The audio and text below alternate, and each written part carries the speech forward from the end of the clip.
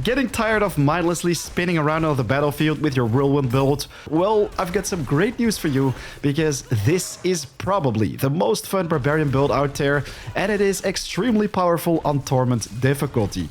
Pulverize elites against the walls, melt down bosses in no time. This playstyle will make you fall in love with your barbarian and thrive while you're at it on the highest world tier. Hey, what's up guys? It's your man 4 I'm again back with an update on my Barbarian Brawl Rend Build to prepare you for the end game, so let's get right to it. Alright, so here we are once again in town. For the people who are new to the channel and the build, I already made 2 guides which you can find in the top right of the screen. I promise you're gonna have a lot of fun with it. Those are the basics though. Today we're gonna talk about the Torment Difficulty, how you can make some slight alterations to this build to make it viable for crowd control situations. But man, oh man, I think my character starts to become pretty cool. We have some pretty interesting stats right now. So we used to have 100 to 200 critical strike damage. Right now it's almost 400. Crit chance is also over 30%. And with this build, we focus on a lot of crit damage, a lot of attack speed, and with our Paragon board and some procs, basically, we can crack this up so much more. We're going to talk about all the aspects a little bit later, but first, I want to focus on the abilities. So with this build, we constantly swap between the Lunging Strike and the Rend ability. So Lunging Strike, Rend. We constantly switch in between these, and this is really awesome in combination with this passive upgrade, Furious Impulse. Each time you swap weapons, you gain 6 Fury. So if you constantly switch, you will have a lot of Fury build up, but if we look up at this one right here, Endless Fury, basic skills will also generate more Fury when wielding two-handed weapons. For the Torment Difficulty, I used to have my Charge as well as Leap, while right now I decided to go with something else other than Leap, because Leap doesn't have any crowd control. It does deal a lot of damage, can make you a little bit tankier on the battlefield, while I think Ground Stomp is very interesting if you have a huge swarm or big pack of enemies. You can just stomp on the floor, everything will be stunned, and you will deal increased damage to crowd-controlled enemies. So this is going to come in very handy. We also want to have Imposing Presence for extra HP, Survivability, Martial Vigor to reduce the damage taken from elites. But right here, we also have 1 point in Hamstring. This allows us to slow enemies with our core ability. I mean, once again, Lunging Strike, Rend, Lunging Strike, Rend. If you just slow them every now and then, you will basically crowd control enemies. I decided to go with some different gems for this, which we're going to cover in a second when we go over the aspects. But one more thing, people still ask, how fast do you proc the Berserk? So right here we have increased Berserk maximum duration by 5 seconds, increased the damage bonus. Well, if we have a very high attack speed, high critical strike chance, we will get Berserk on our character. While if we take enemies down with Bleed, we also have a small chance to get Berserk with this legendary node, the Blood Rage, which I talked about in my previous video. So let's quickly go over the Paragon board once again. We've got some physical damage right here, more physical damage, more strength. We've got legendary node Blood Rage. It doesn't have to be the bleed damage that kills them. Can be anything, while right here we also have some extra damage when berserking. You can put even more points in here if you want to, but also while berserking, our critical strikes will increase our attack speed, so we will attack even faster. Our buildup of fury will be even higher. We've got some more berserk damage right here, but then also a note: for every dex purchased, you will gain increased damage against bleeding targets. And since we use our core ability all the time, Rend, we will always attack enemies who are bleeding. Next up, your gear. Also very important if you want to be ready for the end game, for Torment Difficulty, with of course the right aspects. And I've got some alternative aspects for you guys, so you don't have to go with the exact same ones. So with my axe right here, let me just quickly move my camera to the side so it's going to be easier to explain. With my axe right here, we have critical strikes with core skills increase your attack speed by 50%. Very important to put this aspect on a two-handed weapon. If it's on a one-handed weapon, it will only be half the effect. Well, I also decided to go with blue gems this time, as we basically crowd control with this build 24/7. So we've got plus 12 critical strike damage to crowd control enemies. Let me quickly show you how much this covers. So damage versus crowd control means slow, immobilize, stun, knockback, knockdown, taunt, fear, tether, daze, chill, freeze, a lot of things. That is why we put 1 point in hamstring, as we will always always slow our enemies if we apply bleed. So that's with our Rend, our core ability.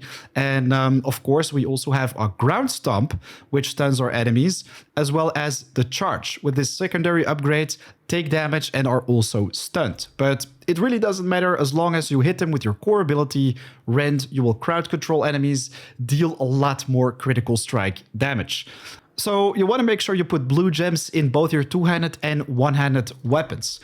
On paper, it only says 358%. I mean, that's already a lot, but in general, if you crowd control enemies, it's going to be a lot more because of those gems. So the attack power is going to increase greatly if we proc or berserk, increased attack speed.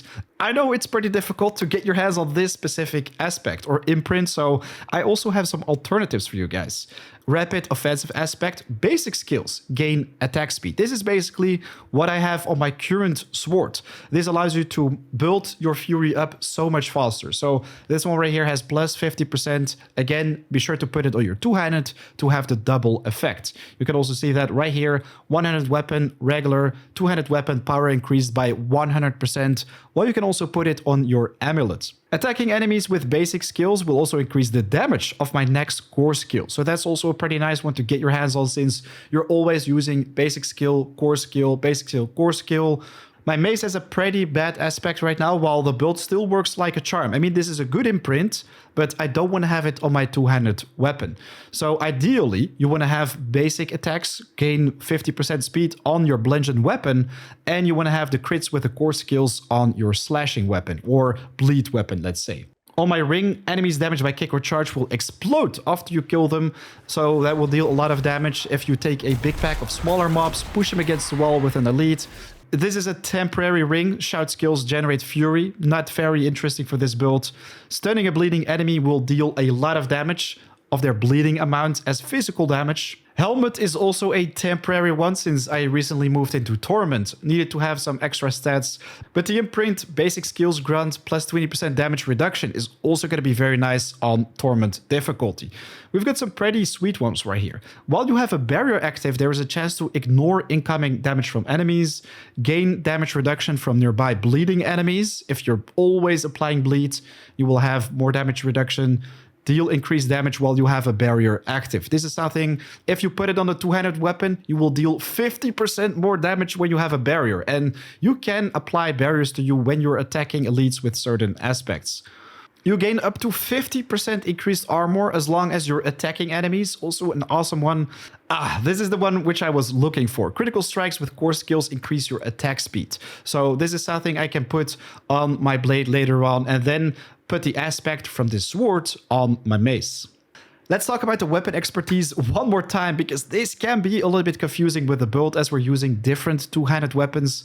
But since I found an awesome two-handed sword to get ready for basically the Torment difficulty, I decided to go with this expertise. So every time when we use bleed or core skill, we will deal increased bleeding damage. While I would absolutely love to find a better two-handed axe so I can increase my damage against vulnerable enemies, then focus a little bit more on vulnerable damage applications, while I think polearm is also viable. It really depends on what you like to play with. You can even take the two-handed mace expertise. You will deal increased critical strike damage to stunned and vulnerable enemies while berserking. And since we have the ground stomp, we have the charge against the wall, we ram enemies, we stun them, and then you're using your basic attack as build up for your fury, so this can also be a viable option. So a lot of different things, really depending on which weapon you prefer to go with. If we quickly check out the skill assignment for my lunging strike, I go with a bludgeon weapon. That's why you want to have this aspect to increase your base attack speed, so you have a very high fury buildup because you attack super fast, while for your core skill, Rend, you want to have your sword, axe, or polearm, so you can benefit as much from that expertise, while for ground stomp, challenging shout, we don't have anything. While with a charge, we go with our bludgeoning weapon. So if you have the mace expertise, hit enemies who are stunned, for example with the ground stomp and charge, you will deal increased damage against them as well. For the ultimate, we don't have any assignments, while once again, you don't have to go with the Call of the Ancients.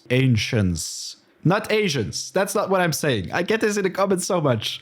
But you can also go with Wrath of the Berserker. So that is basically it for the build. Ladies and gentlemen, a big thanks for watching. Be sure to leave a like if you found this video helpful. And of course, if you have suggestions for the build, leave them in the comments down below. I'd love to hear your thoughts about it, by the way. Share your findings about it. Maybe some alterations which you did during your way to Torment Difficulty. But I'm going to continue to post more updates for this build. And of course, also make a build guide for you guys on paper. Right now, though, it's 4 AM out. I want to wish you a lot of fun with the build. I'll see you in the next one. Peace.